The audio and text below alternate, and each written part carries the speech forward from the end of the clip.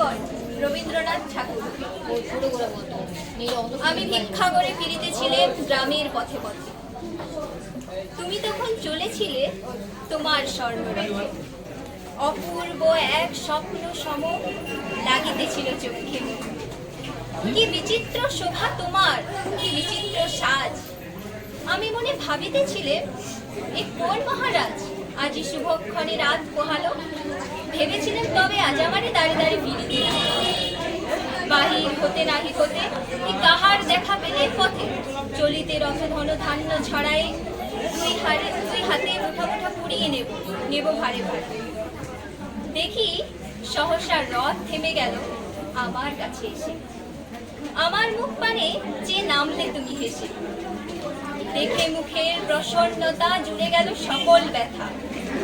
হেনকালে কিসের লাগি তুমি অপস্যা। আমায় কিছু দাও গো বলে বাড়িয়ে দিলে পা। মরিয়ে কি কথা রাজা ধীরাজ, আমায় দাও গো কিছু।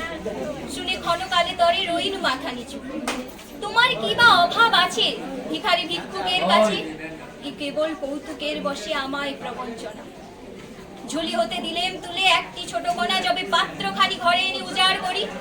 এ কি ভিক্ষা মাঝে একটি ছোট সোনার কণা দিলেম যা রাজ ভিখারিরে, স্বর্ণ হয়ে এলো ঘিরে। তখন কাঁদি চোখের জলে দুটি নয়ন ভরে। তোমায় কেন দিইনি আমার সকল শূন্য করে। নমস্কার।